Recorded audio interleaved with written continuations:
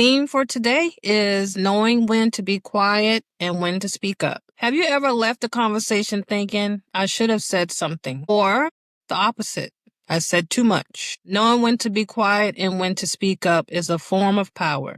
But in the moment, it's not always easy to recognize it. Welcome to Quiet Power, the space where we have honest conversations about healing, growth, and the strength that doesn't always need to be loud to be real. And I am your host, Scherrie, and I'm glad you are here with me today. So I'm doing a solo show today, trying it out, see how this works. Today we're going to talk about something that shows up in everyday life, which is also in conversations, relationships, and moments where something inside of you is trying to guide you, but you're not always sure what to do with it. When do you stay quiet? When do you speak up? So silence is often misunderstood. So for me, example, I have been quiet because I was forced into isolation to learn more about me. But outside looking in, people think I have become antisocial, just don't want to talk to people, feel as if I act like I'm too good to talk to people or hang out with them. But really, that's not really what it is. It's more of me getting the opportunity to learn more about me and being quiet about it. You'll be surprised what all you can learn by just sitting in silence and being still. You can learn a lot about yourself without all the, interference with the outside noise. I recommend you doing that at least once a day or twice a day. In the morning when you wake up, meditate. You thank the Most High for waking you up, and you go within and figure out what you need to listen to. You'll be surprised what you can come up with when you're sitting in silence and you're not distracted by the outside noise. So it took me a while to understand that method, and I'm thankful that I finally figured it out, that being quiet is okay. I've learned a lot that way. But when you're being misunderstood, sometimes silence is wisdom and sometimes it's awareness. But also it can be emotional discipline. But oftentimes silence can be confused as being in fear because you're being avoidant. You're avoiding conflict or avoiding, situations. And sometimes we got to go through it to get through it. And, being silent is okay, but sometimes you got to just put it all out there. The real question becomes, am I being quiet because I'm grounded or because I am afraid? So again, for me, I don't think that I am afraid of much or anything. I just sometimes like to be quiet because I'm in deep thought and I want to make sure my next step is my best step. So sometimes you just got to be, again, in silence to receive that download on what to do. But it's up to you to decipher what is good noise and what's bad noise. So I try to avoid all noise. When being quiet is power, there are moments where being quiet is the most powerful thing that you can do. When you're choosing to process and instead of reacting, that is a form of power. And you can get a lot done that way. When you're protecting your peace instead of proving a point. So a lot of us like to have the last word or feel like you gotta, speak your piece so you can be validated. But your validation should not come outside of yourself. You get your validation from yourself. Like for me, when it comes to competition and stuff like that, I don't compete with others. I compete with my old self. And that's the most peaceful thing I think I could have done, was realize that outside validation means nothing. Because who are the people that you're trying to get your validation from? What is their story? What do they have that you want? Mostly nothing. When you recognize that everything doesn't deserve your energy, you move different. You pick your battles a lot wiser. And that's how you protect your peace. Sometimes being quiet allows people to reveal who they really are without interruptions. Not every moment requires your voice. Sometimes moments require your awareness. So like a lot of my friends say that my face expression says it all. So I don't really have to say much. They already know what I'm thinking based off my my reactions to some things. But I try to keep it cool, try to keep it calm for the most part. But I'm learning more and more that quiet is power. Moving in silence is even more powerful. When speaking up is necessary, but then there are moments where your voice matters. Moments where staying quiet comes at a cost. When you're silencing yourself just to keep things comfortable, I can give you an example for me. I, in the past, have been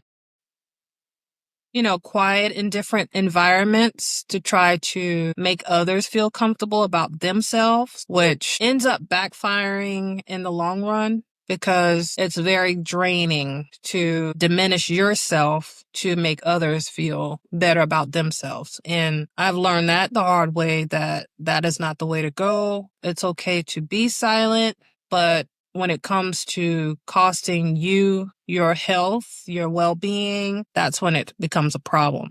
And I'm not with that. So if I need to say something, I'm going to just say it. And I'm usually tactful when I talk or speak, but sometimes on the other side of it, that person may not be ready to hear that at the time. So you can kind of sense it in the conversation, whether you should stay on that topic or move on to the next. So again, that's one thing that I've learned when it came to speaking to be not speaking to make others feel comfortable. So it can go either way. When your boundaries are being crossed and you say nothing, that is a disadvantage to yourself as well.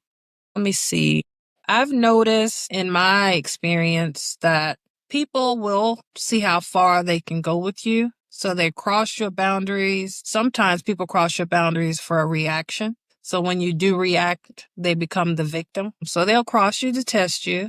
Once somebody knows your triggers, they will continue to poke at you again for a reaction. But I like to set my boundaries based off my silence. So you will know if I deal with you or not, because if I'm quiet, I'm being very observant. I'm observing you whether you know it or not. And I haven't been wrong yet when it came to learning and what you call having discernment. When something inside of you keeps saying this isn't right, that goes back to having discernment. You will learn the more you grow in your journey. You will learn what is for you and what is not for you. Your experience will help you through when it comes to knowing when something, or you have that feeling that something isn't right. You need to trust that feeling because it's given to you, because it's what you're supposed to do. You're supposed to be more observant yourself and also take into account that you can be powerful if you listen to what's within. And a lot of us need, practice doing that. And I feel like meditation and grounding yourself before you start each day will help you with more clarity so you can receive information throughout your day that you can use. Your voice is not just an expression, it's for alignment. So the cost of getting it wrong, because there is a cost on both sides, when you stay quiet too long, resentment builds up. So, for example, like in relationships, some people feel as if you will keep the peace more in the relationship if you're quiet. But if you do that for too long, like I said, resentment builds up and you just become angry at that person, and it can happen overnight because you let it build up too long. And I don't recommend you letting it build up. I realize that ignoring the red flags early on in relationships will cost you later. You begin to feel unseen even by yourself, and that of course can build up resentment within your relationship. You start to lose trust in your own voice. And when you speak too quickly, you may be reacting instead of responding. You may say things and then don't reflect what you really are. You may say things that's not even in your character because you're trying to get your thoughts out so quickly. But I recommend you be in the moment, think about what you're going to say, think about the situation, and pick your battles, because it can go either way. Sometimes it can create distance instead of clarity. So it's not about speaking or staying quiet. It's about the timing and about intention. So how to discern in the moment. What do you do in the moment? When you feel when you feel tension, when you're not sure which way to go, you just pause and you ask yourself, what am I feeling right now? What is my intention if I speak? Will silence serve me, or will it hurt me later? Am I responding or am I reacting? These are the questions you ask yourself within that moment. And you don't have to rush your response, and you do not have to fill every space. Just remember this, to pause, check, and then choose what direction you're going to take. And try to stay as positive as you can. So, back to quiet power. It's not about being silent. It's about being intentional with your voice. Sometimes quiet power looks like restraint, and sometimes it looks like speaking truth, even when your voice shakes. So after me saying that, that kind of brings me to my whole purpose of coming up with this show titled Quiet Power. I have not made it to where I want to be as of yet. I still feel within me that I have a lot that I in store for me. And I'm doing all that quietly. It took me a while to come back to doing podcasts because I did podcasting a few years ago for the first time and I liked it. And during that time, I was still trying to figure out what direction I'm going to take. I was dealing with dead-end relationships, friendships, dead-end jobs. And I was still dealing with that with a smile on my face. So people didn't know that I was actually going through things because I never showed it. And I feel like that is also a source of quiet power. And I'm thankful for that time that I've had to learn more about myself and what direction that is my actual fit.